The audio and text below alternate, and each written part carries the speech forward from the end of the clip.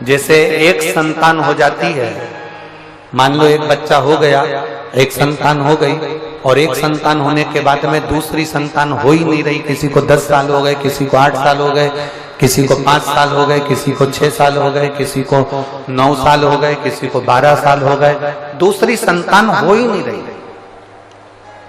आपने डॉक्टरों को भी दिखाया, इलाज भी करवाया, फिर भी संतान का सुख नहीं है। तो शिव महापुराण में बेलपत्र के वृक्ष का बड़ा सुंदर भाव कहा।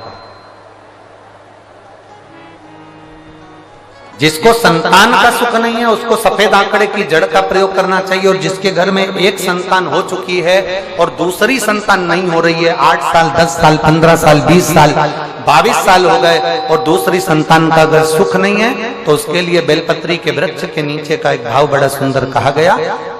किसी भी सोमवार से आप ये प्रयोग करना प्रारंभ कर सकते। 11 रुद्र होते हैं, 11 रुद्र होते हैं।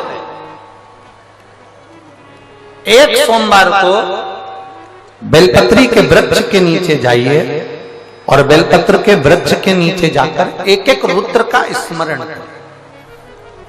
करना क्या है? बेलपत्री के वृक्ष के नीचे जब आप जाएं तो बेलपत्र के वृक्ष के नीचे की ही मिट्टी का एक कुंड, आप लोग क्या कह सकते हैं, यहाँ पर हम क्या बोले उसको, जैसे मिट्टी का एक कटोरी बनाते हैं ना, क्या बोलते हैं उसको, कुंडी बना देते हैं मिट्टी की। बेलपत्री के वृक्ष के नीचे की ही मिट्टी, उसी मिट्टी का एक छोटा सा एक कुंडा बना दो उसको मिट्टी का। जितने लोग आस्था चैनल पर सुन रहे हैं, जितने लोग फेसबुक यूट्यूब पर श्रवण कर रहे हैं, बड़े ध्यान से सुनिएगा, सावधान।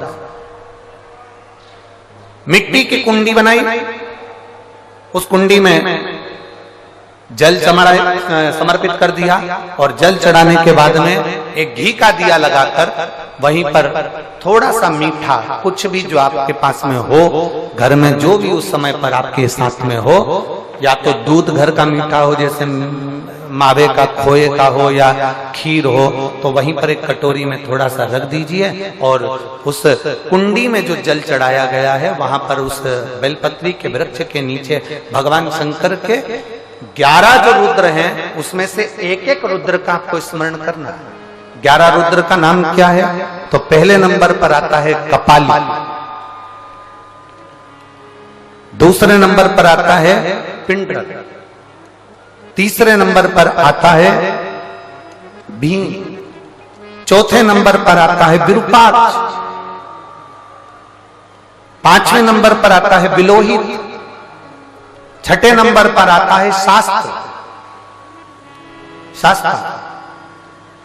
7वें नंबर पर आता है अजपात, 8वें नंबर पर आता है अहिष्णु, और 9वें नंबर पर आता है शंभु, 10वें नंबर पर आता है चंड, और 11वें नंबर पर आता है भव।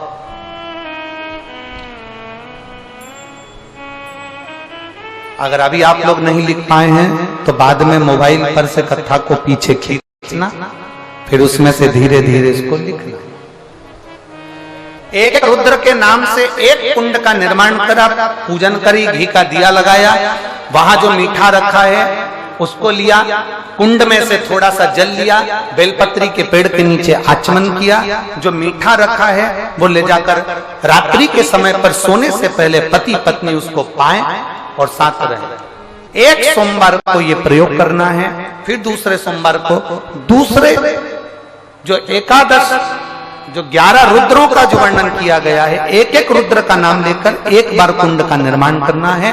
दूसरे सोमवार को, जैसे एक बार आपने अगर कपाली नाम से पूजन करी, दूसरे नंबर पर पिंडरल नाम से पूजन करी, तीसरे नाम पर भीम नाम से, फिर आप विरूपाक्ष नाम से, ऐसे एक एक सोमवार करना है, 11 सोमवार। और 11 सोमवार जैसे तुम्हारे पूर्ण होंगे, भले 10 साल हो गए हो चाहे 15 साल हो गए हो, गर्भ जरूर घेरेगा और संतान की प्राप्ति जरूर। किसी किसी के यहाँ पर 11 रुद्र भी पूरे नहीं हो पाते हैं और गर्भ ठेर जाता है। लगभग 4-5 रुद्र पूरे होते हैं और गर्भ ठेर जाता है। तो आप जो 11 रुद्र हैं इनका स्मरण कर कर भी भगवान शंकर से प्रार्थना कर सकते, भगवान शिव से प्रार्थना कर सकते।